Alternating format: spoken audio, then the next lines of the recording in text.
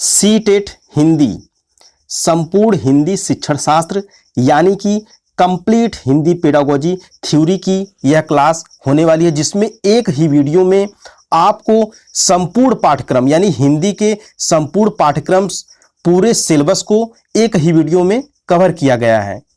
तो मैं क्लास को प्रारंभ करने से पहले आपको यह बता देना चाहता हूं कि यह क्लास बनाने का उद्देश्य क्या है। तो एक ही वीडियो में क्लास देने का मेरा उद्देश्य क्या है मैं आपको बता देना चाहता हूं। मेरा प्रमुख उद्देश्य यही है कि जो भी नए स्टूडेंट या पुराने स्टूडेंट, कोई भी स्टूडेंट यदि सीटेट की तैयारी करना प्रारंभ करता है तो उसके मन में यह कन्फ्यूजन होता है, यह उसके मन में समस्या होती है कि वह आखिर किस बुक से पढ़े, यानी कौन सा बुक खरीदे और कहाँ से नोट्स खरीदे, यह उसके मन में कन्फ्यूजन होता है, समस्या होती है।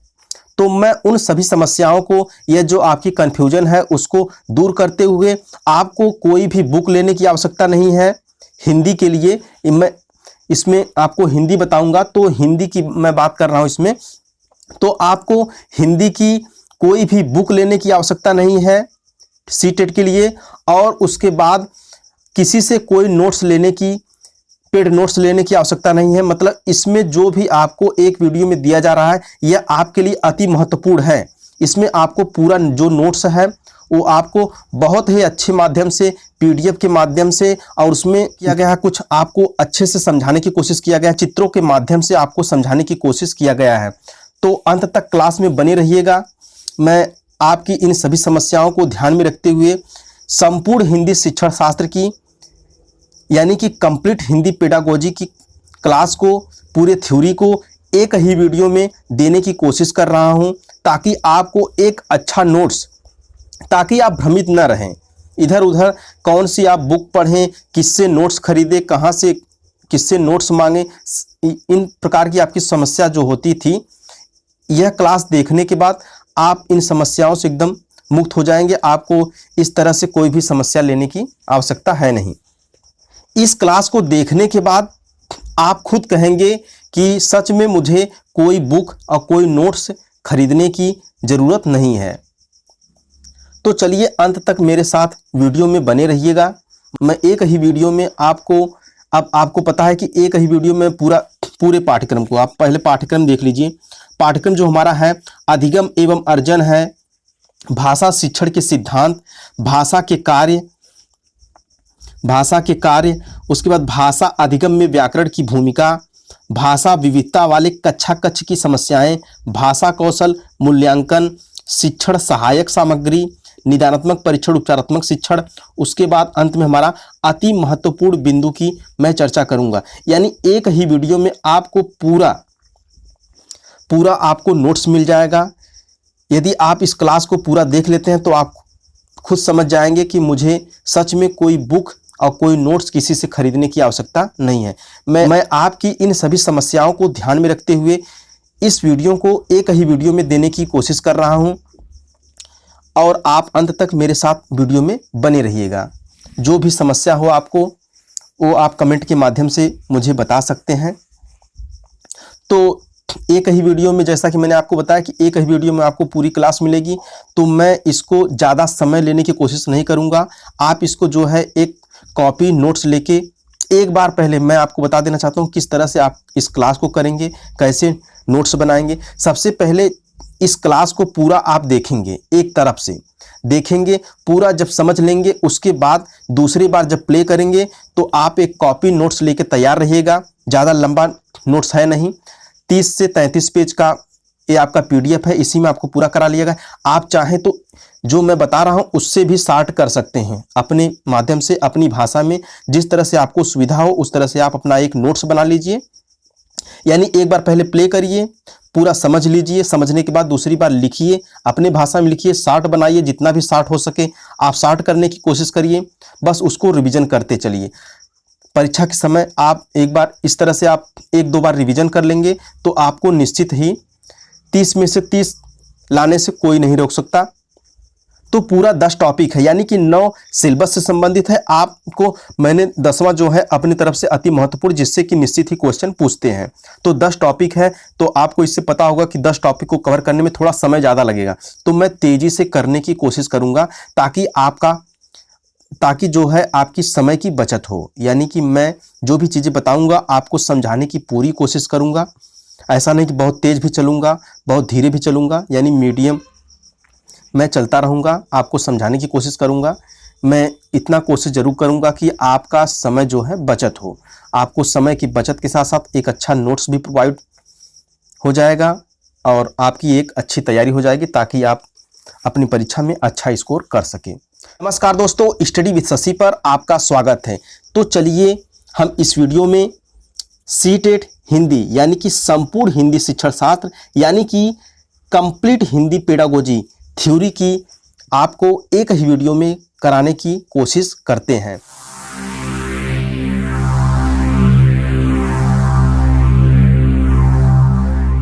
तो हम अंत तक जो है आपको एक सीरियल वाइज, जिस तरह से मैंने यहाँ पे आपको टॉपिक, विषय सूची, सिलेबस लिखा हुआ है, उसी तरीके से आप अपना एक तरफ से मैं आपको क्लास देने की कोशिश करता हूँ। जो भी आपकी समस्या हो, आप अपनी समस्या को कमेंट के माध्यम से बता सकते हैं और अंत में क्लास देखने के बाद आप अपना कमेंट जरूर दीजिएगा, क्योंकि कमेंट के माध्यम से ही हमको यह पता चलता है कि जो मैं यह आपके लिए क्लास दे रहा हूँ, बना रहा हूँ, तो क्या यह आपके लिए उपयोगी है कि नहीं है। ठीक है, आप इसलिए अपना जो भी सुझाव हो, जो भी कमेंट हो, अपने कमेंट के माध्यम से बता सकते हैं। तो सबसे पहले मैं टॉपिक बताता हूं अपना, अधिगम एवं अर्जन। अधिगम एवं अर्जन है लर्निंग एंड एक्वेशन। तो इसमें अधिगम का सबसे पहले अर्थ आप लोग समझ लीजिए। अधिगम का अर्थ क्या होता है? अधिगम का जो हमारा अर्थ होता है, सीखना होता है। ठीक। अर्जन का अर्थ होता है अर्जित करना या ग्रहण करना। ठीक है, आप लोग इसको समझ गए, आगे बढ़ते हैं। भाषा अर्जन एवं भाषा अधिगम में अंतर क्या है? भाषा अर्जन एवं भाषा अधिगम में अंतर मैं एक इधर साइड में देख लीजिए, भाषा अधिगम लिखा गया है, इधर में भाषा अर्जन को, दोनों को आप देखेंगे, आप जो भी है आप समझ जाएंगे। तो सबसे पहले अर्जन को मैं बताता हूँ, इधर साइड में अर्जन में बताता हूँ। यह अनौपचारिक होता है। ठीक, सबसे पहली चीज होती है अनौपचारिक होता है। अनौपचारिक का मतलब क्या होता है? यह औपचारिक होता है। ठीक, अभी आप लोग जब आगे बढ़ेंगे तो समझ में आ जाएगा अनौपचारिक का मतलब क्या होता है। यह औपचारिक पद्धति है। ठीक, सबसे पहला अंतर यही है। विद्यालय जाने से पहले, यानी बच्चा जो है, आप जो है यहाँ पे कक्षा 5 तक का है जो परीक्षा, 1 to 5 और 6 to 8, यानी कि प्राइमरी और जूनियर का जो है परीक्षा देंगे सीटेट का, तो उन्हीं बच्चों को ध्यान में रख के इसको जो है सीडीपी जो है उसी को ध्यान में रख के पूछा जाता है। ठीक है, विद्यालय जाने से पहले, तो बच्चा है विद्यालय जाने से पहले जो होगा वही अनौपचारिक होती है। वह पद्धति क्या कहलाती है? अनौपचारिक कहलाती है। औपचारिक हमारा जब विद्यालय जाने पर औपचारिक स्टार्ट हो जाता है। तीसरा, भाषा अर्जन परिवार, पास पड़ोस, समाज में होता है। ठीक, तीसरा, विद्यालय जाने पर अधिगम होता है। अधिगम जो है विद्यालय, जब बच्चा विद्यालय जाएगा, यानी 5 से 6 वर्ष का जो हो जाता है बच्चा, जब उसका एडमिशन विद्यालय में हो जाता है, स्कूल में हो जाता है, तो वह अधिगम करना प्रारंभ करता है। उसके पहले जो भी होता है वह अर्जन करता है। ठीक, आगे बढ़ते हैं। यह अनुकरण के द्वारा होता है। अनुकरण के द्वारा यानी नकल। अनुकरण का मतलब होता है जो जैसा व्यवहार कर रहा है उसकी नकल करना ही अनुकरण कहलाता है। यह अनुकरण के द्वारा होता है। उसके बाद शिक्षक विद्यालय, इसमें क्या होता है? शिक्षक विद्यालय पाठ्यक्रम पाठ्यपुस्तक की भूमिका। मैंने आपको बता दिया कि विद्यालय जब बच्चा जाएगा तो वहाँ शिक्षक भी होगा, विद्यालय भी होगा, पाठ्यक्रम भी कुछ होंगे, पाठ्यपुस्तक की भूमिका होती है। लेकिन यहाँ पे विद्यालय जाने से पहले जो हमारा पास पड़ोस समाज होता है उसी से बच्चा अनुकरण के माध्यम से सीखता है, व्यवहारिक पद्धति होती है। ठीक, यह सहज व स्वाभाविक होता है। ठीक, इसमें बच्चा को प्रयास करना पड़ता है। भाषा अर्जन मुख्यतः मातृभाषा का होता है। मातृभाषा यानी कि जो उसके परिवार में भाषा बोली जा रही है वही उसकी क्या है? मातृभाषा। तो विद्यालय जाने से पहले जो है बच्चा अपने परिवार में रहता है तो मातृभाषा का प्रयोग करेगा। मानक भाषा यानी द्वितीय भाषा, यानी वहाँ पे द्वितीय भाषा दूसरी भाषा का प्रयोग करने लगता है। इसमें अन्य भाषा की भूमिका नहीं होती, यानी कि जो भाषा भूमिका होती है वह किसकी होती है, मातृभाषा की होती है। अन्य भाषा की इसमें जो है भूमिका होती है। व्याकरण की आवश्यकता नहीं होती, परिवार में कोई व्याकरण की आवश्यकता होती है, आप ही थोड़ा व्यावहारिक रूप से सोचिए, ध्यान में रखिए। बच्चे को, आप सभी के घर में बच्चे होंगे, उसी को ध्यान में रखिए, तो आप यह देख पाएंगे कि जो बच्चा होता है विद्यालय जाने से पहले उसको व्याकरण की कोई आवश्यकता नहीं होती, व्याकरण की आवश्यकता पड़ जाती है। विद्यालय जब जाता है बच्चा तो वहाँ व्याकरण की आवश्यकता उसको धीरे धीरे टीचर सिखाने लगते हैं। अधिगम एवं अर्जन, तो अधिगम एवं अर्जन से कुछ अन्य जो है फैक्ट है महत्वपूर्ण, उसको मैं बताता हूँ। वाइगोत्स्की ने क्या कहा, अधिगम एवं अर्जन से संबंधित, बच्चे की भाषा समाज के साथ संपर्क का ही परिणाम है। ठीक। पियाजे इस संबंध में क्या कहते हैं, भाषा अन्य संज्ञानात्मक तंत्रों की भांति परिवेश के साथ अंतःक्रिया की माध्यम से विकसित होती है। ठीक। चामस्की क्या बोलते हैं, चामस्की बोलते हैं बच्चों में भाषा अर्जन की क्षमता जन्मजात होती है, अर्जन की जो क्षमता होती है जन्मजात होती है। पावलाव इस संबंध में क्या कहते हैं, पावलाव इस संबंध में कहते हैं कि नकल व रटने से भाषा की क्षमता प्राप्त होती है, यह पावलाव का। तो अब इसके बाद यह आपने देखे अति महत्वपूर्ण बिंदु, जिससे आपको परीक्षा में क्वेश्चन देखने को निश्चित ही मिलेंगे। यह जो आपको क्लास दी जा रही है आपके लिए बहुत ही महत्वपूर्ण है, जान लीजिए। इसको आप यदि छोड़ने की कोशिश करते हैं तो ये जान लीजिए, आप यदि भ्रमित होते हैं कि हम कहीं से नोट्स खरीद लेते हैं, किसी किताब से पढ़ लेते हैं, बुक खरीद लेते हैं, इधर उधर भ्रमित मत होइए। जो भी क्लास दी जा रही है आपके लिए बहुत ही उपयोगी बनाई जा रही है। तो आप एक क्लास के माध्यम से ही आप पूरा निश्चित ही, यदि आप मेहनत करते हैं, जो भी चीज़ें इसमें बताई जा रही हैं उसको अच्छे से ध्यान से पढ़ते हैं, तो निश्चित ही आपको ये जान लीजिए 30 नंबर का यदि पेपर होता है, निश्चित ही 30 में 30 भी ला सकते हैं, ये आपकी मेहनत के ऊपर है। ठीक। उसके बाद ये निश्चित है कि 25 प्लस आपका स्कोर निश्चित ही होगा। अति महत्वपूर्ण बिंदु, मानक भाषा अथवा द्वितीय भाषा सीखने में मातृभाषा की भूमिका होती है। क्यों होती है, क्योंकि बच्चा जब पहले तो परिवार में रहता है, फिर वह जाता है विद्यालय में, तो जब वह दूसरी भाषा सीखेगा मातृभाषा के माध्यम से ही सीखा। स्कूल आने से पूर्व बच्चे अपनी मातृभाषा का प्रयोग जानते हैं, तो यह बात मैंने आपको पहले ही बता दिया। बच्चे स्कूल आने से पूर्व ही अपनी भाषाई पूंजी से लैस शब्द में सबको बहुत कन्फ्यूजन, इसका जो अर्थ होता है युक्त होता है, समझ लीजिए, क्योंकि एग्जाम में बहुत कन्फ्यूज करता है सबको। अंग्रेजी में लेस सब समझ देते हैं, उसकी वजह से कन्फ्यूजन होता है। समझ लीजिए लैस का जो अर्थ होता है हिंदी में युक्त होता है। गृहकार्य बच्चे के सीखने को विस्तार देता है। प्राथमिक स्तर पर शिक्षा का माध्यम बच्चे की मातृभाषा होनी चाहिए। प्राथमिक स्तर पर बच्चे को जो है भाषा सीखने का मुख्य उद्देश्य यह होता है कि बच्चा जीवन की विभिन्न परिस्थितियों में भाषा का प्रयोग कर पाए। कक्षा में बच्चे की मातृभाषा को सदैव सम्मान देना चाहिए। कक्षा में भाषा की विविधता संसाधन के रूप में कार्य करती है। और अंत में एक हमारा बच्चा है, प्राथमिक स्तर पर बच्चों को भाषा प्रयोग के अधिक से अधिक अवसर देना चाहिए। यह भाषा शिक्षण के लिए सबसे अधिक आवश्यक है। अब इसके आगे बढ़ते हैं। पहला टॉपिक जो हमने आपके सिलेबस के माध्यम से अधिगम एवं अर्जन था उसको मैंने बता दिया। अब चलिए दूसरे को मैं आपको बताता हूँ। ठीक है, दूसरी टॉपिक हमारी है भाषा शिक्षण के सिद्धांत। अनुबंधन का सिद्धांत हमारा है। अनुबंधन का सिद्धांत क्या होता है, शैशवावस्था में जब बच्चा किसी शब्द को सीखता है तो उसके लिए अमूर्त होता है।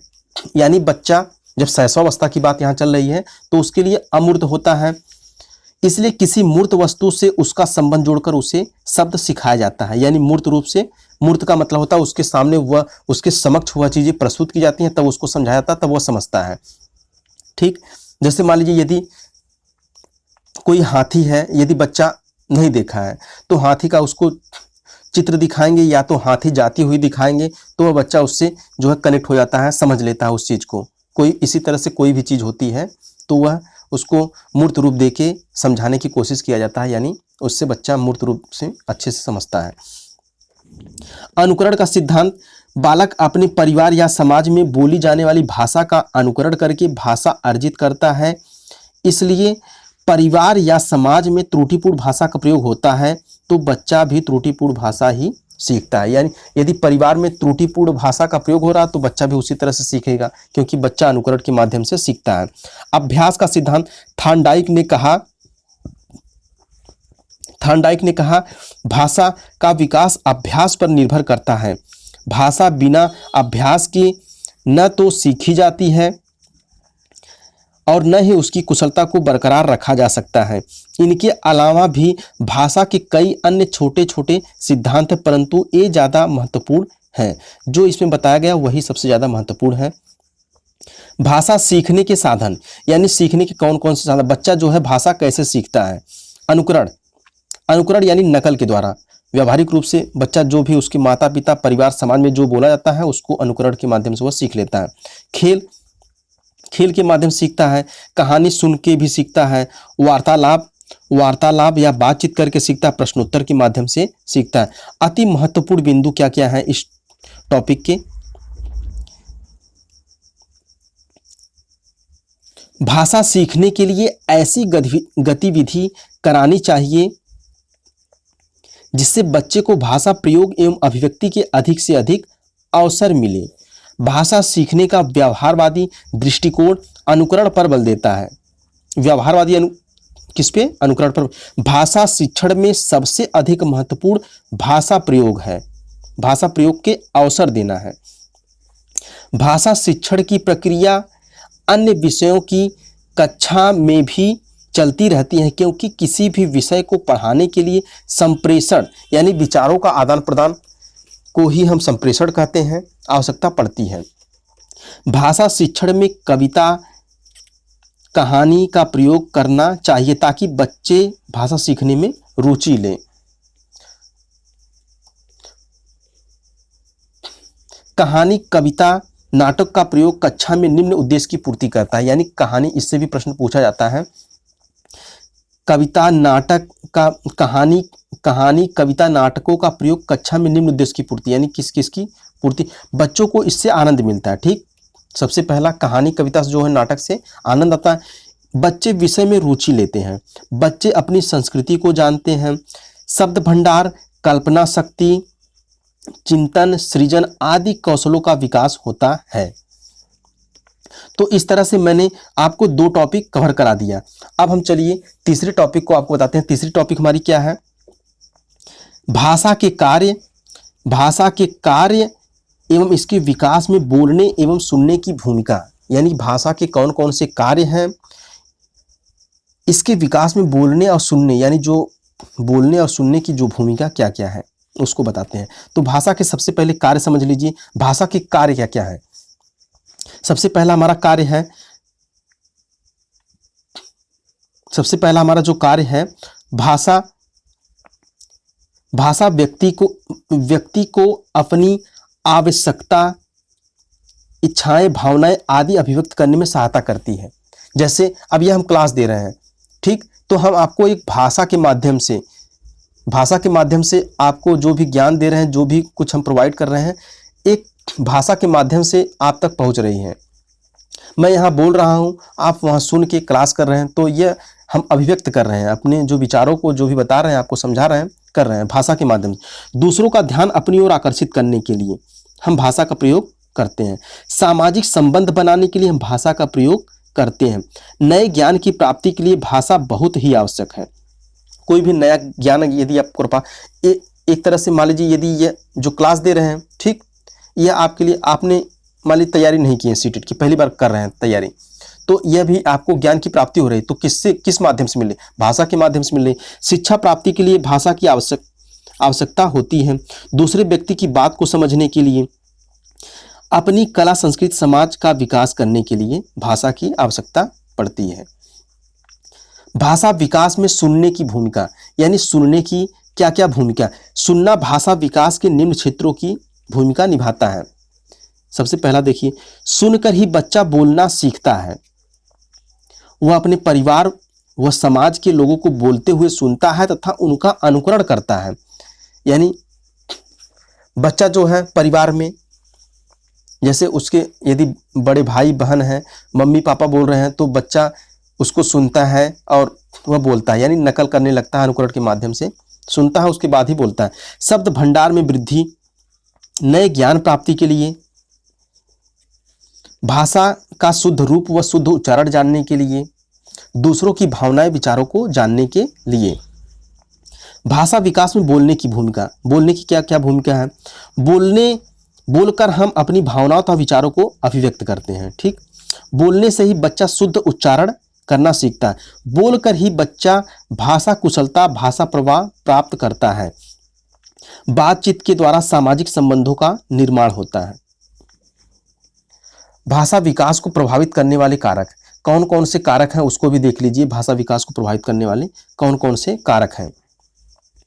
स्वास्थ्य हमारा है पहला, दूसरा बुद्धि, यौन भिन्नता, सामाजिक आर्थिक स्तर, परिवार का आकार, जन्म क्रम, बहुजन्म यानी कि जुड़वा बच्चे, एक से अधिक भाषा का प्रयोग, साथियों के साथ संबंध, माता पिता द्वारा प्रेरणा। तो इस तरह से तीसरी टॉपिक हमारी जो है कंप्लीट हो गई। उसके बाद हम बढ़ते हैं चौथी टॉपिक पे। चौथी टॉपिक हमारी है भाषा अधिगम में व्याकरण की भूमिका, यानी कि भाषा अधिगम में व्याकरण की क्या भूमिका है। भाषा अधिगम, अधिगम का अर्थ आपने जान लिया, सीखना। भाषा सीखता है बच्चा तो उसमें व्याकरण की भूमिका क्या है, यही आपको पढ़ना है, समझना है। तो चलिए हम चौथे को role of grammar language learning की बात करते हैं। भाषा का व्याकरण ही भाषा का मूल रूप होता है। व्याकरण के बिना भाषा का अस्तित्व समाप्त हो जाएगा। भाषा में सदैव परिवर्तन होता रहता है। भाषा के इस परिवर्तन पर नियंत्रण रखने का कार्य जो करती है व्याकरण ही करती है। व्याकरण से भाषा में शुद्धता आती है। शुद्धता कैसे आती है? व्याकरण के द्वारा। व्याकरण से विभिन्न ध्वनियों व विभिन्न शब्द रूपों का ज्ञान होता है। व्याकरण के बिना भाषा शिक्षण एक कठिन कार्य है।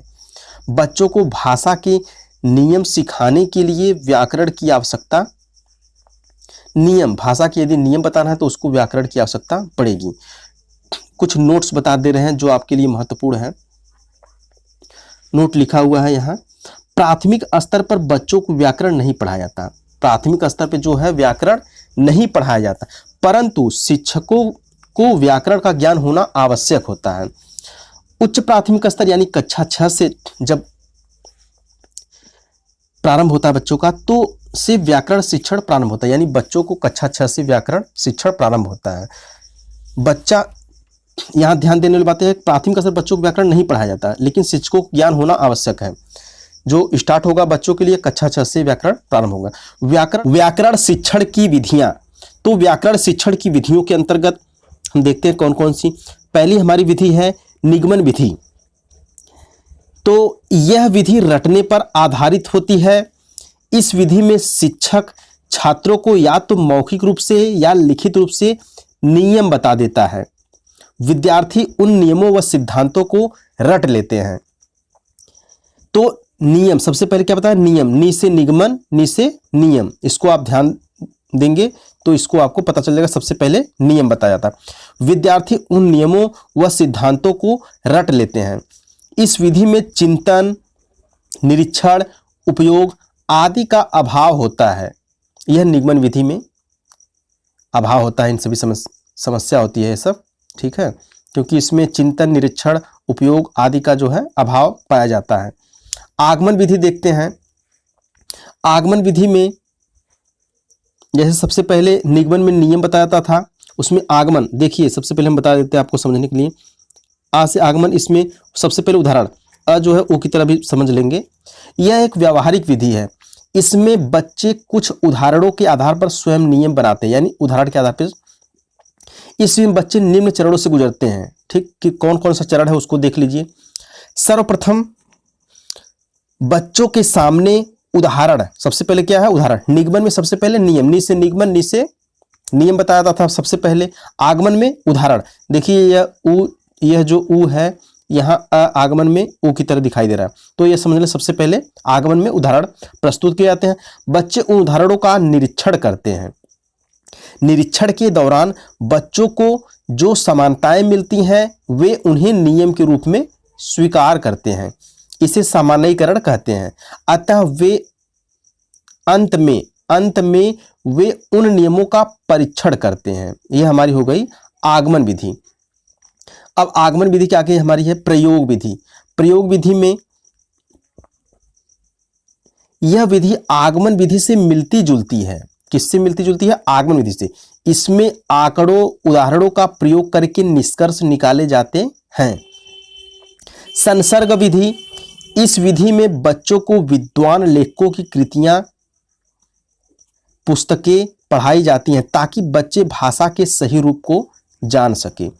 प्रत्यक्ष विधि, प्रत्यक्ष विधि में जैसे कि नाम से ही प्रत्यक्ष विधि यानी डायरेक्ट मेथड है। इस विधि में बच्चों को प्रत्यक्ष अनुभव यानी सामने डायरेक्ट, जैसे टीचर हो गया, टीचर बच्चा या विद्वान कोई है, हिंदी का विद्वान कोई है, उसके सामने प्रस्तुत कर देते हैं। प्रत्यक्ष अनुभव प्रदान किए जाते हैं, अर्थात बच्चों को विद्वान लेखकों तथा वे लोग जिन्हें भाषा पर पूर्ण अधिकार हो से बातचीत करके अवसर प्रदान किए जाते हैं। यह विधि अनुकरण पर आधारित है। यह एक व्यावहारिक, अनुकरण क्या है? व्यावहारिक पे आधारित होता है। खेल विधि, प्ले मेथड क्या है? इस विधि में बच्चे सबसे ज्यादा रुचि लेते हैं। खेल के माध्यम से बच्चों को शब्द भेद, लिंग भेद, वचन संज्ञा इत्यादि सिखाए जा सकते हैं। अब चौथी टॉपिक हमारी खत्म हो गई। अब चौथी के बाद हमारी पांचवी टॉपिक क्या है? भाषा विविधता वाले कक्षा कक्ष की समस्याएं, यानी भाषा विविधता वाले कक्षा कक्ष की क्या समस्याएं होती हैं उसको इसमें आप देखेंगे। भाषा विविधता सबसे पहले समझ लीजिए, भाषा विविधता कहते किसको हैं? भाषा विविधता को अंग्रेजी में लैंग्वेज डाइवर्सेशन कहते हैं। भाषा विविधता को बहुभाषिता भी कह सकते हैं। भारत एक बहुभाषी देश है, सबको पता है कि बहुभाषी देश है। यहाँ भिन्न भिन्न प्रकार के भिन्न भिन्न लोग हैं और भिन्न भिन्न भाषाएं बोली जाती हैं। यहाँ हर क्षेत्र में अलग अलग भाषाएं बोली जाती हैं। जब एक ही कक्षा में अलग अलग स्थानों से बच्चे आते हैं तो उनकी मातृभाषाएं अलग अलग होती हैं। ऐसी कक्षा को भाषा विविधता वाली कक्षा कहते हैं। तो भाषा विविधता आपने समझ लिया। भाषा विविधता की समस्या या चुनौतियां क्या है? और जाहिर सी बात है भिन्न भिन्न एक ही स्कूल में भिन्न भिन्न किस्म के प्रकार के बच्चे भिन्न भिन्न भाषाएं बोल रहे हैं, बहुभाषी हैं, तो समस्याएं तो कुछ होंगी। तो देखिए क्या समस्याएं हैं। यदि बच्चे की मातृभाषा हिंदी नहीं है तो उसे हिंदी पुस्तकें पढ़ने व समझने में समस्या हो सकती है। क्यों हो सकती है? क्योंकि उसकी मातृभाषा कुछ और है। मान लीजिए उसकी मातृभाषा जो है उर्दू है या भोजपुरी है या तमिल है या कन्नड़ कोई भी है, तो उसको जो है हिंदी समझने में समस्या होगी। सभी बच्चों की भावनाओं को समझना शिक्षक के लिए कठिन हो सकता है। क्यों हो सकता है? क्योंकि एक ही क्लास में जो है भिन्न भिन्न किस्म के भिन्न भिन्न भाषाएं बोलने वाले बच्चे हैं, तो जिससे कि शिक्षक जो है एक ही भाषा को समझ सकता है, तो मतलब इससे शिक्षक को भी कठिनाई हो सकती है। शिक्षक को इस योग्य बनना होता है कि वह प्रत्येक बच्चे की अभिव्यक्ति, यानी बच्चा जो भी बोल रहा है, शिक्षक को इस योग्य बनना होता है कि वह सभी बच्चों की जो भी वह बोल रहे हैं, जो अभिव्यक्त कर रहे हैं, उसको समझ सके। बच्चे एक दूसरे से बात करने में झिझकते हैं क्योंकि उनकी भाषाएं अलग अलग होती हैं। भाषा विविधता के लाभ, कुछ कठिनाइयां हैं, कुछ समस्याएं के साथ साथ कुछ भाषा विविधता के जो है लाभ हैं। यद्यपि भाषा विविधता वाली कक्षा में कुछ चुनौतियों का सामना करना पड़ता है, परंतु फिर भी इसके अलावा कुछ लाभ हैं। लाभ हमारे क्या क्या हैं देखते हैं। भाषा विविधता या बहुभाषिता कक्षा में एक संसाधन के रूप में कार्य करती है। सबसे पहला काम क्या है? एक संसाधन के रूप में काम करती है।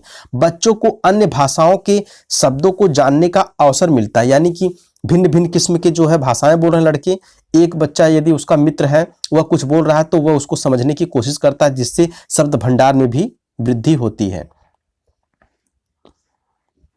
तो पांचवा आपने देख लिया, पांचवा चैप्टर खत्म हो चुका है। इसके बाद छठा चैप्टर हमारा है भाषा कौशल, लैंग्वेज स्किल हमारा है। इसको देखते हैं। एक व्यक्ति को दूसरे व्यक्ति की बातों विचारों को सुनने, समझने तथा अपनी बातों विचारों भावनाओं को व्यक्त करने में जिन मुख्य कौशलों का प्रयोग किया था उन्हें भाषा कौशल, यानी कि अपनी भावनाओं को दूसरे तक पहुंचाने के लिए या दूसरे की भावनाओं को अपनी तक समझने के लिए जिन कौशलों का प्रयोग किया था उन्हें कहते हैं भाषा कौशल। ठीक, भाषा कौशल हमारे 4 प्रकार के होते हैं, इनका यही क्रम होता है। यह जो हमारा है यही क्रम है, इसी प्रकार से होता है। सबसे पहले हमारा श्रवण कौशल यानी कि सुनना, दूसरा हमारा बोलना, तीसरे नंबर पे हमारा पढ़ना, इसको लिखना अंतिम पे आता है। तो इसको एक ट्रिक के माध्यम से सुबोपाली, सुबोपाली से आप याद कर सकते हैं। यानी सबसे पहले सुनना होगा, फिर बोलना, फिर पढ़ना, फिर लिखना।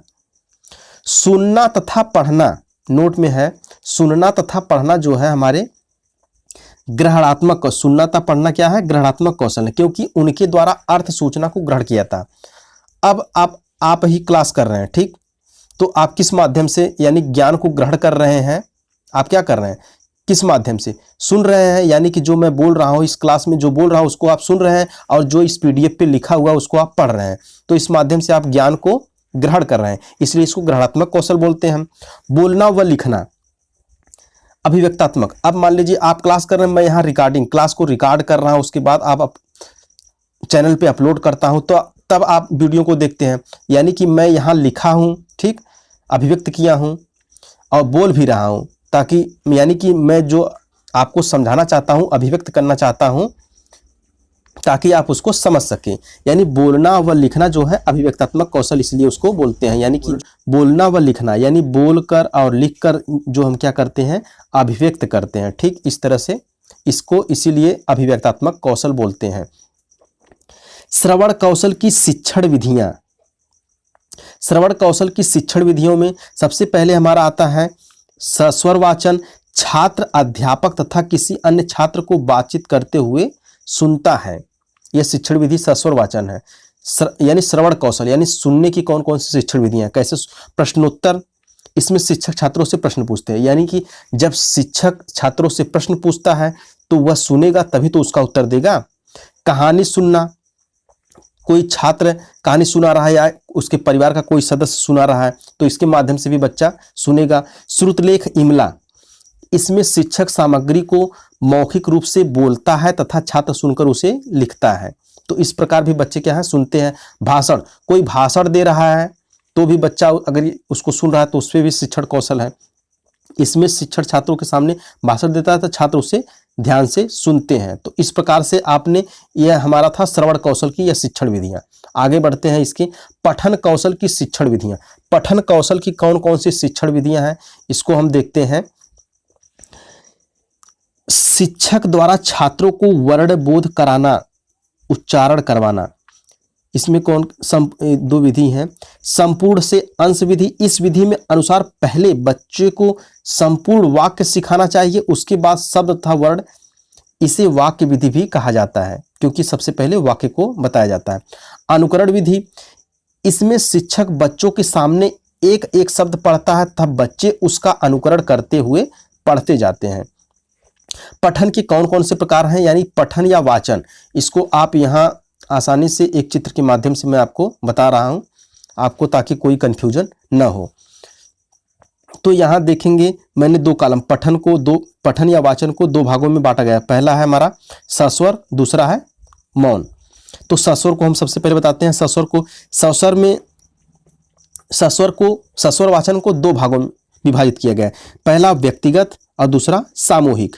व्यक्तिगत वाचन को दो भागों में यानी आदर्श और अनुकरण, यह तो आपका सस्वर वाचन हो गया। अब मौन वाचन का जो है दो भागों में विभाजित किया गया, पहला गंभीर, दूसरा द्रुत वाचन। यह पठन के आप प्रकार को आपने देखा चित्र के माध्यम से बहुत ही अच्छे से। अब सस्वर पठन किसको कहते हैं इसको देख लीजिए आप।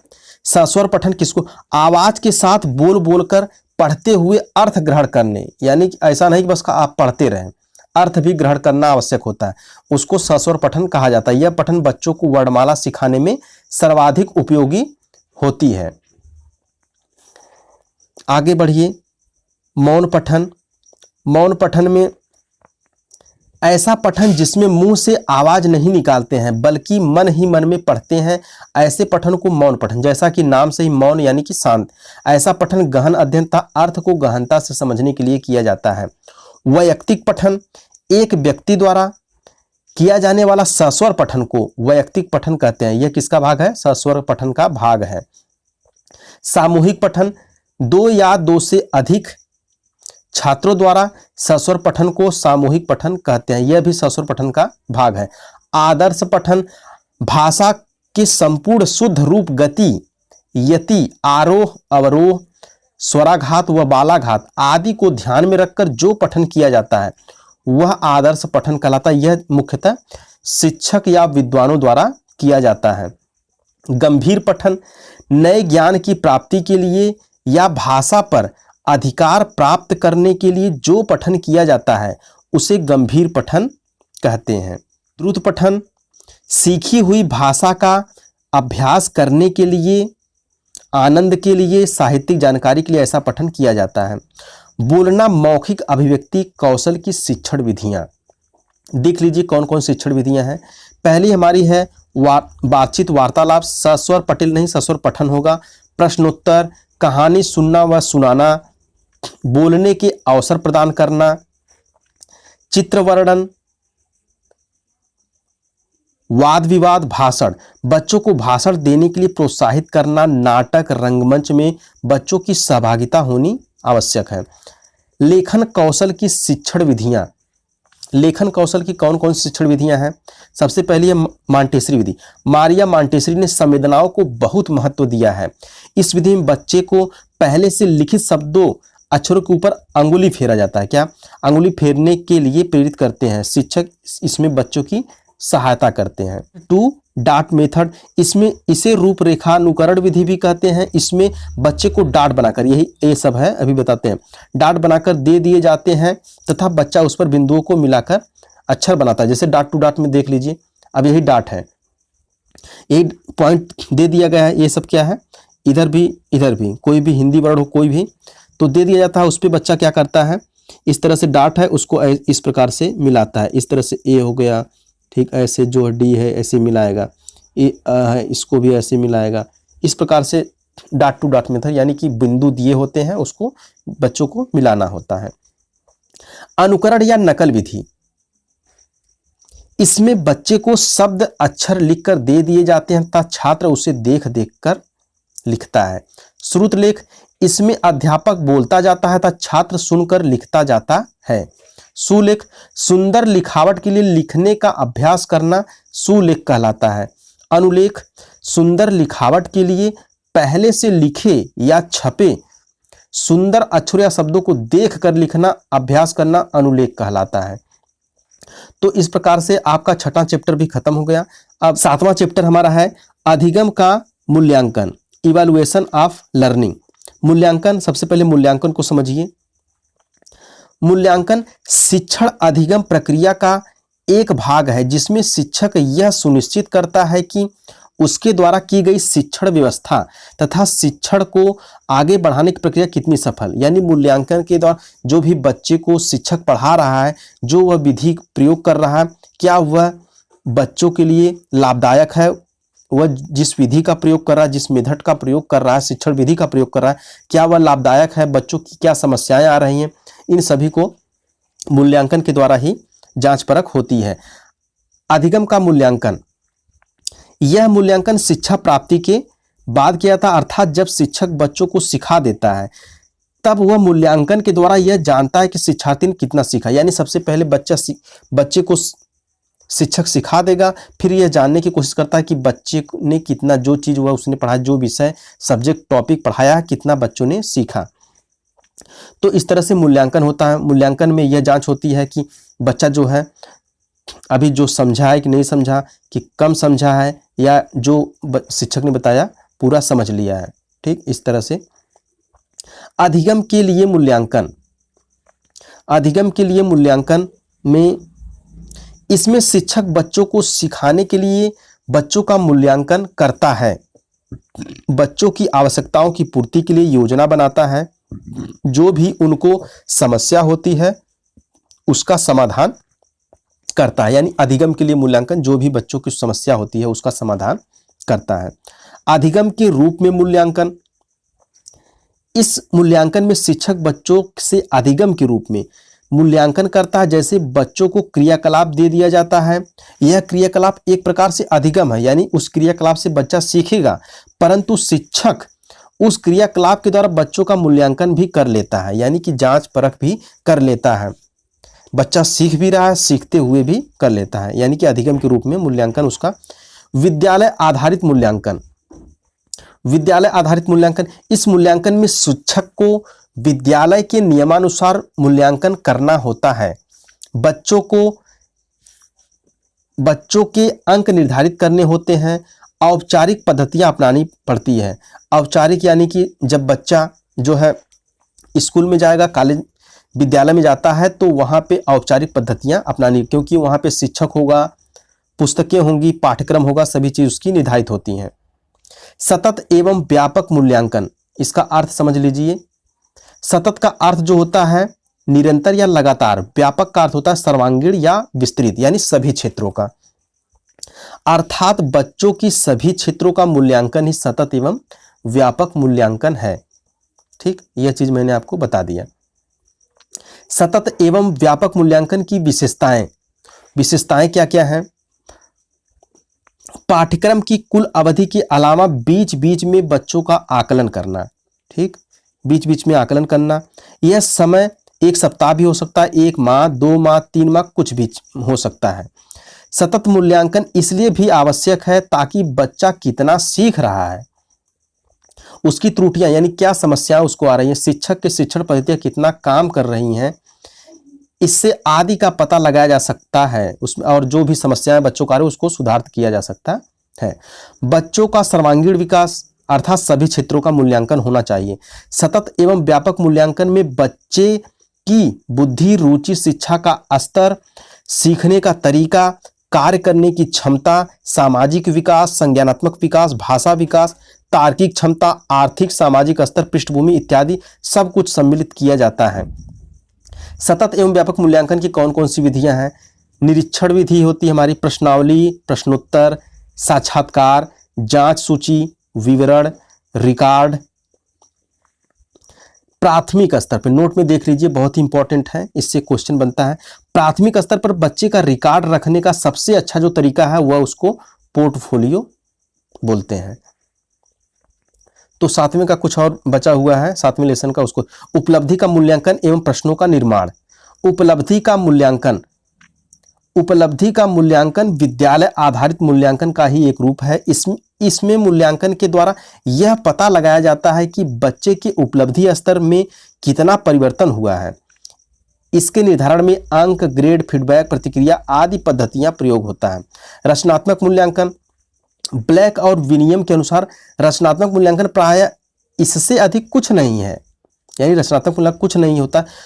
मूल्यांकन बारंबार किया जाता है अध्यापन की तरह उसी समय, यानी कि जब शिक्षक बच्चों को पढ़ा रहा है उसी समय उसकी प्रतिक्रिया, यानी जो उसने पढ़ाया वह पूछ लिया, तो इसको रचनात्मक मूल्यांकन इसको बोलते हैं। यानी साथ साथ पढ़ाई, साथ साथ पूछताछ हो गई, जांच परख हो गई। प्रतिक्रिया उपलब्ध कराना है। रचनात्मक मूल्यांकन का मुख्य छात्रों को प्रतिक्रिया उपलब्ध कराना। प्रक्रिया किस प्रकार से है देख लीजिए। सबसे पहले शिक्षक एक क्षेत्र का निर्धारण करता है जो उसने पढ़ाया है, ठीक। मूल्यांकन करता है, अंक, ग्रेड निर्धारित करता है, दूसरा यह हो गया। तीसरे में क्या करता है? बच्चों के साथ प्रतिक्रिया देकर चर्चा करता है। चौथा, त्रुटियों की जांच करता है और उन्हें पूरा करने की योजना बनाता है, ठीक। रचनात्मक मूल्यांकन निदानात्मक मूल्यांकन के बहुत समीप है, यह नोट में देख लीजिए। प्रश्नों का निर्माण, अब देखिए, प्रश्नों का निर्माण करना शिक्षक के लिए एक परीक्षण है तथा उपयुक्त प्रश्नों का निर्माण करना शिक्षक की एक क्या है? कला है। अच्छे प्रश्न की विशेषताएं क्या है? अच्छे प्रश्न की जो विशेषताएं हैं, प्रश्न किसी उद्देश्य पर आधारित होने चाहिए। दूसरा हमारा, प्रश्न में वस्तुनिष्ठता, व्यापकता होनी चाहिए। प्रश्न विश्वसनीय होने चाहिए। प्रश्न की भाषा बच्चे के समझने योग्य होनी चाहिए। ऐसा नहीं कि बच्चा 3-4 में है और आप उसको कक्षा 10 का भाषा का प्रयोग कर रहे हैं तो वह नहीं समझ सकता। प्रश्न की कठिनाई स्तर बच्चों के स्तर के अनुसार, यानी जैसा बच्चों का स्तर है उस प्रकार से प्रश्न का स्तर होना चाहिए, प्रश्न की प्रकृति लचीली होनी चाहिए, प्रश्न का रूप कक्षा के स्तर यानी स्तर जिस प्रकार का उसका स्तर है उस प्रकार। प्रश्नों के प्रकार, प्रश्न के कौन कौन से प्रकार हैं? बहुविकल्पी प्रश्न, रिक्त स्थान वाले प्रश्न, मिलान वाले प्रश्न, चित्रात्मक प्रश्न। ये छोटी कक्षा के लिए बहुत उपयोगी है।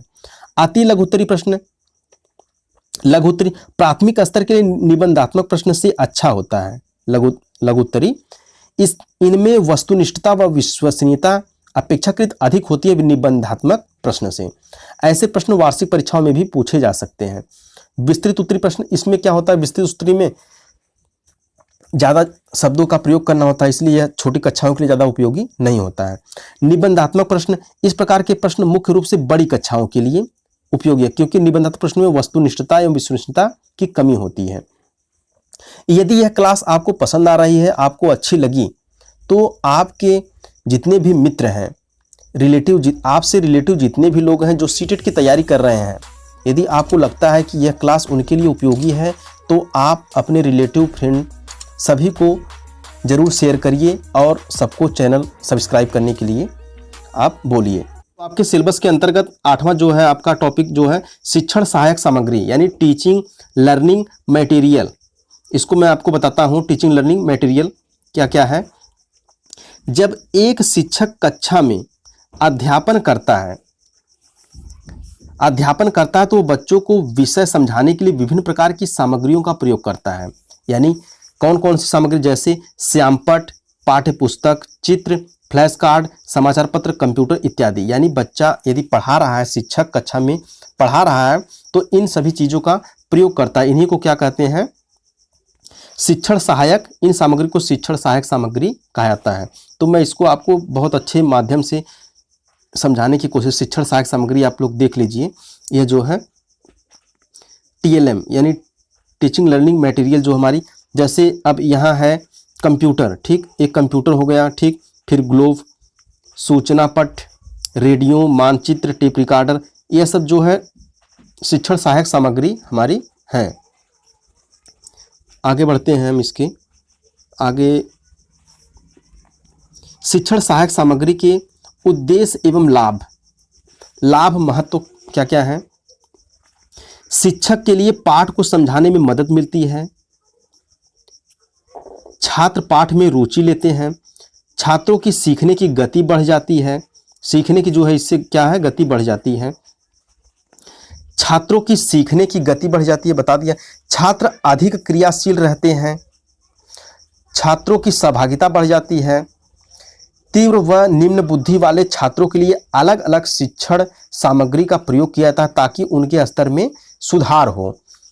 जटिल कठिन विषय को आसानी से समझाया जा सकता है। बालक का ध्यान केंद्रित करने के लिए यानी शिक्षण सहायक सामग्री द्वारा इन सभी अमूर्त संकल्पनाओं को समझाने के लिए, यानी कोई भी अमूर्त चीज़ है उसको समझाना है तो इन्हीं सामग्री का प्रयोग करके हम बच्चे को समझाते हैं। शिक्षण सहायक सामग्री के प्रकार कौन कौन से प्रकार हैं, देखिए मैं आपको बहुत ही अच्छे से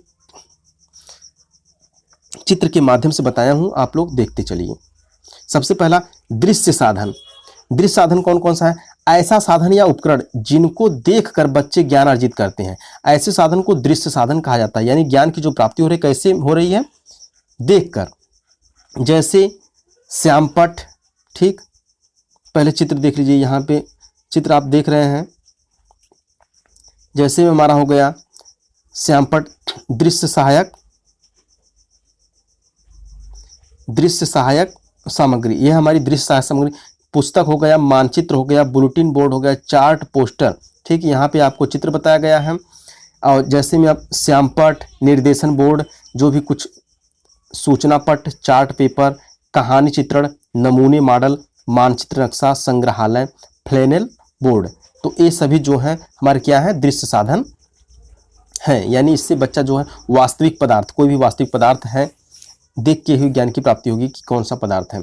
श्रव्य सामग्री क्या है, श्रव्य सामग्री देखिए, श्रव्य सामग्री हमारा यही है कि श्रव्य सामग्री ऐसे साधन या उपकरण जिनसे बच्चों ज्ञान की प्राप्ति सुनकर करते हैं। कैसे करते हैं, ज्ञान की जो प्राप्ति होती है सुनकर करते हैं। जैसे सुन के कैसे, टेप रिकॉर्डर है, रेडियो, ग्रामोफोन, रिकॉर्डिंग। ठीक, यहाँ आपको यह चित्र दिया गया है, आप चित्र के माध्यम से भी इसको समझ सकते हैं अच्छे से। दृश्य श्रव्य साधन सामग्री, यानी दृश्य भी है, यानी देखकर भी और सुनकर भी। दृश्य यानी देखकर भी, श्रव्य दृश्य, ऐसे उपकरण या साधन जिनके द्वारा बच्चे ज्ञान की प्राप्ति देखकर और सुनकर करते हैं, ऐसे साधन क्या कहते हैं? दृश्य श्रव्य साधन कहते हैं। जैसे यहाँ आपको चित्र भी दिया गया है, देखिए, जैसे टेलीविज़न है, कंप्यूटर हो गया, चलचित्र हो गया, ये सब हमारे हैं। उसके बाद टेलीविज़न, ठीक, तो टेलीविज़न हमारा हो गया, cinema, mobile, project, computer, laptop, नाटक, ये सब जो क्या है? दृश्य श्रव्य साधन है, यानी इससे ज्ञान की जो प्राप्ति होती है, इसमें देखेगा ही बच्चा, सुनेगा। जैसे मान लीजिए मोबाइल है, तो मोबाइल में मान लीजिए बच्चा क्या करता है? देखता भी है वीडियो को। जैसे आप ही हैं, क्लास कर रहे हैं, तो उसमें मोबाइल में आप देख रहे हैं, ठीक, और सुन भी रहे हैं, तो सुन भी रहे हैं, सुन के भी ज्ञान की प्राप्ति हो रही है, देख के भी ज्ञान की प्राप्ति हो रही है, तो दृश्य श्रव्य साधन हो गया। तो इसके आगे हम बढ़ते हैं, निदानात्मक परीक्षण एवं उपचारात्मक शिक्षण। इसको मैं आपको बताता हूँ। निदानात्मक परीक्षण में हमारा निदान का अर्थ होता है, निदान का जो हमारा अर्थ होता है, क्या होता है? पहचान करना या पता लगाना। अतः निदानात्मक परीक्षण वह परीक्षण है जिसके द्वारा बच्चों के सीखने की क्षमता, सीखने में कमी, कठिनाइयाँ, त्रुटियाँ, गलतियों, आवश्यकताओं आदि का पता लगाया जाता है। सामान्य अर्थ में यह कह सकते हैं कि यदि बच्चा की पाठ को सीखने में गलतियां कर रहा है तो इसका कारण पता लगाना। निदान का सीधे आप समझ लीजिए कि पता लगाना, पहचान करना या पता लगाना, यानी जो भी बच्चों की त्रुटियां हैं या जो गलतियां कर रहा है उसका जो है पता लगाना ही क्या कहलाता है? निदानात्मक परीक्षण कहलाता है। उसके बाद निदानात्मक परीक्षण की आवश्यकता क्यों पड़ती है? निदानात्मक परीक्षण की आवश्यकता तब पड़ती है जब बच्चे का अधिगम प्रभावित हो रहा है, यानी बच्चों की कुछ समस्या हो रही है, उसको त्रुटियां हो रही है, वह जो शिक्षक बता रहा है वो नहीं समझ पा रहा है। निदानात्मक परीक्षण की आवश्यकता मंदबुद्धि, समस्याग्रस्त, सामान्य, विशिष्ट सभी प्रकार की बच्चों को हो सकती है। निदानात्मक परीक्षण के द्वारा बच्चे की त्रुटियों का पता लगाया जाता है। बच्चा पाठ में रुचि क्यों नहीं ले रहा है यह जानने के लिए, बच्चा एक गलती बार बार क्यों कर रहा है यह जानने के लिए, यानी पता लगाना, बच्चों की जो भी त्रुटियां हैं, समस्याओं का पता लगाना ही क्या है? निदानात्मक परीक्षण कहलाता है। बच्चे का उपलब्धि स्तर भी जानने के लिए। उपचारात्मक शिक्षण, उपचार का पहले अर्थ समझ लीजिए। उपचार का जो अर्थ होता है ठीक करना या सुधार करना। तो सबसे पहले हम क्या करें? पता लगा लिए, जो बच्चे गलती कर रहे हैं, जो त्रुटि हो रही है, उसका क्या हमने किया? पता लगा लिया। पता करने के बाद हम फिर सुधार करेंगे, ठीक है। पहले बच्चों की समस्याओं को आप पता लगाएंगे। अब यदि समस्या पता ही नहीं है तो समाधान कैसे करेंगे? तो सबसे पहले निदान किया जाता है, यानी पता लगाया जाता है, उसके बाद उपचार किया जाता है। इसको आप ध्यान में अपने बैठा लीजिए कि सबसे पहले क्या निदान होता है, उसके बाद उपचार, यानी समस्या का पता चल गया, उसके बाद हम उसको सुधार करेंगे। अर्थात बच्चों की कमियों त्रुटियों को सुधारने के लिए जो शिक्षण किया जाता है उपचारात्मक शिक्षण कहलाता है। यानी जो भी सबसे पहले बच्चों ने क्या किया? कोई त्रुटि कर दी है, ठीक। अब त्रुटि हमने जान लिया, त्रुटि को क्या हम उसके बाद हम क्या करेंगे? दूसरा में उपचार करेंगे। तो उपचारात्मक दूसरा चरण में हो गया। दूसरे शब्दों में निदानात्मक परीक्षण के द्वारा बच्चे की जिन कमियों, त्रुटियों, कठिनाइयों आदि का पता लगाया जाता है, उपचारात्मक शिक्षण के द्वारा उन्हें सुधारा जाता है। यही बात मैंने आपको पहले बता दिया गया। यानी सबसे पहले त्रुटियों, कठिनाइयों का सबसे पहले निदान, यानी निदान पहले पता लगाता है, उसके बाद उपचार में क्या किया जाता है? उसको सुधार दिया जाता है, ठीक। पहला चरण हमारा ये हो गया। दूसरा चरण में ये, इसको ध्यान रखिए, ये नहीं कि पहले उपचार कर देंगे, ठीक। अब इस तरह से हमारी जो आपकी सीटेट में जितने भी सिलेबस, हिंदी के जो भी सिलेबस थे, मैंने आपको कवर करा दिया। उसके अलावा जो एग्जाम में डायरेक्ट क्वेश्चन बनते हैं, डायरेक्ट आपको क्वेश्चन इससे मिल जाएंगे। आप इसलिए अंत तक वीडियो में बने रहिएगा ताकि आप इसको मिस न कर सकें।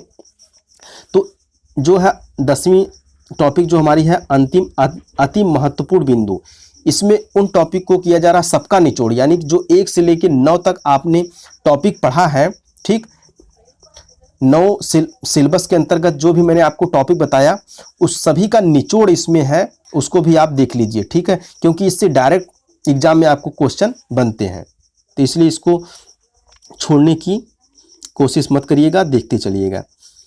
प्राथमिक स्तर पर शिक्षा का माध्यम जो है होना चाहिए मातृभाषा होनी चाहिए, ठीक है, पहला हो गया। उसके बाद दूसरा हमारा क्या है, दूसरा है बच्चे स्कूल आने से पूर्व ही भाषाई पूंजी से युक्त होते हैं, यानी युक्त होते हैं, ठीक है। यह चीज़ मैं आपको पहले कवर करा चुका हूं, लेकिन सभी को एक बार आप देख लीजिए, ठीक है, इस तरह से आप नोट्स में लिख सकते हैं। यदि कोई बच्चा बचपन से ही मराठी बोल लेता है और वह कभी स्कूल नहीं गया तो यह भाषा अर्जन का क्या है, यह भाषा अर्जन का उदाहरण है, ठीक है। उसके बाद मानक भाषा या द्वितीय भाषा सीखने में मातृभाषा का रोल होता है, यानी मानक भाषा कोई भी दूसरी भाषा यदि बच्चा सीख रहा है, क्योंकि सबसे पहले बच्चा परिवार में अपने रहता है, परिवार से जो है अपने पास पड़ोस से, समाज से वह मातृभाषा को ग्रहण करता है, अर्जित करता है, ठीक। उसके बाद विद्यालय में जाता है, अधिगम करने लगता है, तो अधिगम में क्या होता है, उसको जो है वहाँ द्वितीय भाषा सीखनी पड़ती है, तो वहाँ मातृभाषा का जो दूसरी भाषा वह सीखेगा उसमें किसकी रोल हुई, जो रोल होगा उसकी, यानी मातृभाषा के सहारे वह दूसरी भाषा को सीखेगा। प्राथमिक स्तर पर बच्चों की घर की भाषा को कक्षा में स्थान देना चाहिए, घर की भाषा को स्थान देना चाहिए, क्योंकि घर की भाषा बच्चे की जो है भाषाई पूंजी होती है। भाषाई पूंजी इसलिए होती है क्योंकि बच्चा सबसे पहले परिवार से अनुकरण के माध्यम से उसकी सीखता है। गृह कार्य का मुख्य उद्देश्य सीखने का विस्तार करना है। समाज सांस्कृतिक परिवेश में अर्थ ग्रहण करने की प्रक्रिया स्वाभाविक होती है। बच्चों को भाषा प्रयोग के विविध अवसर देना प्राथमिक स्तर पर भाषा सीखने का सर्वश्रेष्ठ जो है विधि है। भाषा अर्जित करने में सर्वाधिक महत्व समाज का होता है, ठीक। आगे बढ़ते हैं। पाठ्य पुस्तक की भाषा बच्चों के समुदाय व घर की भाषा से मिलती जुलती होनी चाहिए, तभी बच्चा अच्छे से सीख पाएगा।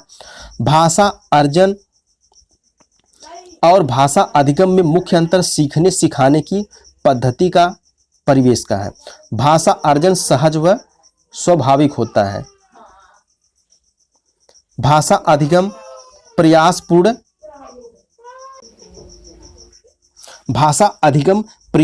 होता है। भाषा अधिगम प्रयासपूर्ण होता है। बच्चे विद्यालय आने से पूर्व अपनी भाषा की नियमबद्ध व्यवस्था की व्यावहारिक कुशलता के साथ होते हैं। प्राथमिक स्तर पर बच्चे लयात्मक कहानी अधिक पसंद करते हैं। पठन पाठन के अंत में ऐसे अभ्यास एवं गतिविधियां हो जो बच्चों को स्वयं कुछ करके सीखने का अवसर प्रदान करे, ठीक है। इस तरह से गतिविधियां होनी चाहिए बच्चों के लिए। लिखना एक प्रकार का संप्रेषण यानी कि क्या है, बातचीत है। कक्षा 1 व 2 में पढ़ने का आरंभ अर्थ से होना चाहिए और किसी उद्देश्य के लिए होना चाहिए। भाषा शिक्षण की प्रक्रिया अन्य विषयों की कक्षा में भी संभव है। सस्वर पठन का मुख्य उद्देश्य बच्चों की पढ़ने संबंधी झिझक को समाप्त करना है। भाषा शिक्षण की अनुवाद विधि में मातृभाषा मध्यस्थ का कार्य करती है। भाषा शिक्षण की विधियां मुख्यतः बच्चों की आयु स्तर और प्रकरण पर निर्भर करनी चाहिए। प्रारंभिक भाषाई परिवेश की समृद्धता भाषाई विकास में सहायक होती है। विभिन्न संदर्भों में बातचीत करना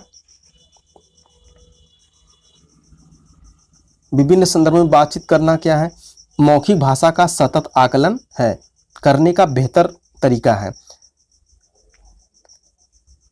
भाषा जीवन की विभिन्न परिस्थितियों को साधती है। भाषा का प्रयोग जीवन की विभिन्न संदर्भों में होना चाहिए। ठीक, विभिन्न संदर्भों में होना चाहिए। भाषा स्वयं एक नियमबद्ध, भाषा क्या है? स्वयं नियमबद्ध व्यवस्था है। भाषा एक व्यावहारिक विषय है। भाषा क्या है? व्यावहारिक विषय है। यदि कोई छात्र कभी कभी वाक्य शब्दों की पुनरावृत्ति करता है तो इसका अर्थ है कि वह बच्चा समझ के साथ पढ़ने की कोशिश कर रहा है। भाषा का प्राथमिक रूप क्या है? संकेत है। ठीक, प्राथमिक रूप जो है संकेत है।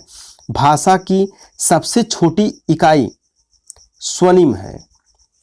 एक से अधिक भाषा का प्रयोग संज्ञानात्मक विकास में सहायक है। दृष्टिबाधित बच्चों को भाषा सिखाते समय अधिक से अधिक मौखिक भाषा का प्रयोग करना चाहिए। बच्चे प्रारंभ से ही क्या होते हैं? बहुभाषी होते हैं। भाषा सीखने में होने वाली त्रुटियां भाषा सीखने की प्रक्रिया का स्वाभाविक हिस्सा है।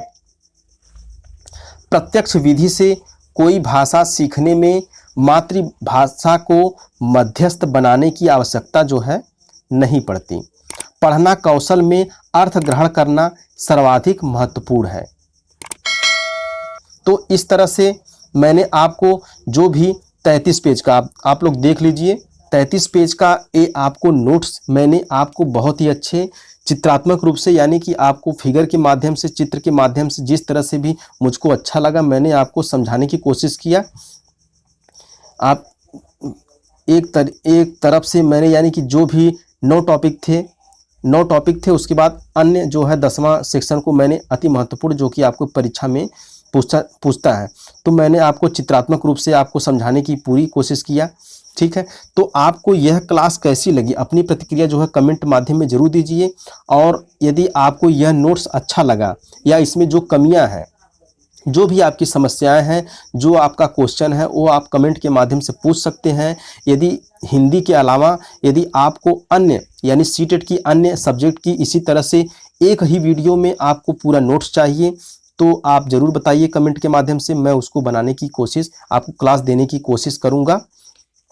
और ये तो थ्योरी की क्लास थी, इसके साथ मैं ये सोच रहा हूँ कि एग्ज़ाम तक आपको 150 क्वेश्चन, ठीक है, 150 क्वेश्चन की मैं आपको सोच रहा हूँ कि एक सब्जेक्ट की इम्पॉर्टेंट क्वेश्चन, जो भी इम्पॉर्टेंट क्वेश्चन आपके ऑब्जेक्टिव, ठीक है, ऑब्जेक्टिव जो कि एग्जाम में जिस तरह से पूछा जाता है ऑब्जेक्टिव क्वेश्चन, उसको वेरी इंपॉर्टेंट यानी वेरी इंपॉर्टेंट जो भी अति महत्वपूर्ण प्रश्न है मैं उसको करवाने की सोच रहा हूं। तो यदि आपको 150 यानी एक सब्जेक्ट की 150 क्वेश्चन, 150 क्वेश्चन यदि आपको ज़रूरत है, यदि आप चाहते हैं कि मैं उसको बनाऊं ताकि आपके लिए वह उपयोगी हो, यानी कि आप अच्छा से अच्छा अपने एग्ज़ाम में स्कोर कर सकें, मैं उन्हीं प्रश्नों को ध्यान में रखूँगा ताकि जो आपकी परीक्षा में निश्चित ही पूछे जाने की संभावना है। तो आपने क्लास पूरा देख लिया, मैंने आपको इसके पहले भी बता दिया है कि आप सबसे पहले एक बार पूरा क्लास को देखिए, उसके बाद दूसरी बार जब क्लास को करिए कॉपी नोट्स लेके तैयार रहिए और अपने नोट्स को बनाते चलिए अपनी भाषा में, जिस तरह भी जितना भी शॉर्ट हो सके उतना शॉर्ट बनाने की कोशिश करिए ताकि आप एग्ज़ाम के समय में अच्छे से उसको रिवीजन कर सकें। आपके कोई भी क्वेश्चन हो, कोई भी समस्या हो, सब आप कमेंट के माध्यम से पूछ सकते हैं।